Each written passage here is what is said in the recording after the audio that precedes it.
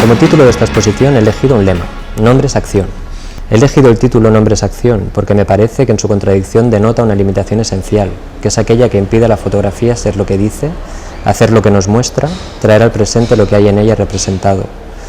Todas y cada una de las piezas de la exposición conjugan, bajo el mismo lema, el límite entre lo que hay representado y lo que la cosa, el objeto físico, la fotografía y la piedra es. Para mí tiene algo de la famosa problemática del verbo encarnado, ese descenso hacia la materia, entendida en clave irónica, sin jerarquía, como objeto paradójico. A su vez, la capella reúne dos características que me interesan para el tipo de trabajos que se encuentran aquí reunidos. Por un lado, su carga simbólica como lugar de culto, lo que representa. Por el otro, su materialidad, la piedra. Los materiales de la exposición son piedras, fotografías, postales e imágenes impresas de todo tipo que han sido intervenidas. Detrás de las intervenciones hay una voluntad de aplicar una filosofía del acontecimiento al cuerpo físico de la fotografía, de pensar desde el espacio, de desvincularla de su carga mnemónica, de todo lo que tiene que ver con un tiempo estático conservado con el documento, y así poder alcanzar su dimensión performativa. A mi modo de ver, la intervención produce una segunda superficie que ya no es física. En el decir dos veces no se dice lo mismo. Hay varios ejes a partir de los cuales se articula esta exposición, varios niveles de lectura.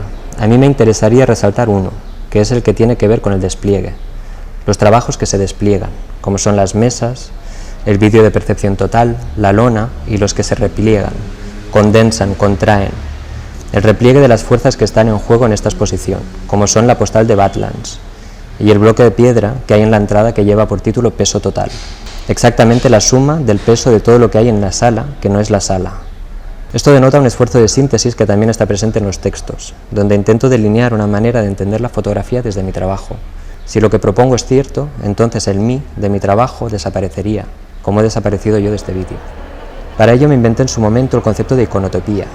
Iconotopía es un híbrido entre la representación icónica y el espacio que ella misma ocupa en tanto que entidad física. La representación deviene lugar, cuerpo, la fotografía hace lo que dice. Como un ejemplo, la pieza de Badlands conjuga el límite entre lo que hay representado, una temporalidad, y el medio por el cual se presenta, otra temporalidad, cuando los intentamos acercar tanto que casi se tocan. Es decir, acercar dos temporalidades absolutamente distantes. Por un lado, las fuerzas de la erosión del agua y el viento, cañones, cárcavas, barrancos, canales, columnas de roca, y por el otro, el gesto del pliegue, que genera un volumen anexo, contiguo. Otro ejemplo es la pieza de Solsticio, que es el vídeo que sale la imagen del Stonehenge.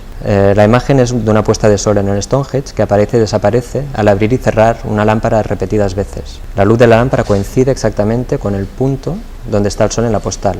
El único momento en que podríamos ver el sol representado es cuando apagamos la lámpara. Y aún así, al apagar la lámpara, apagamos también cualquier posibilidad de ver. Es una puesta de sol que amanece. Otra pieza es Escalera de Escalas. El bloque de abajo es un bloque de la Gran Pirámide a escala 1:1, el de encima es un templo griego a escala 1:1 también, y el de arriba es una piedra de la pared de la capilla a escala 1:1. La escalera combina escalas temporales y espaciales en un mismo bloque. El interior fotosensible es esa pieza que está en la sala donde vemos el vídeo, y es una escultura sensibilizada por dentro. Las paredes interiores son sensibles a la luz, sin embargo el volumen está sellado por fuera. Luego hay una pieza que es Pueblo de Cantera. En esta pieza vemos un pueblo que está a varios kilómetros de una cantera que hay en las montañas de la Sierra de Almería, y está tomada desde el punto en que el pueblo y la cantera coinciden. Es un punto específico, un punto de vista específico en la orografía del lugar donde sucede esta coincidencia.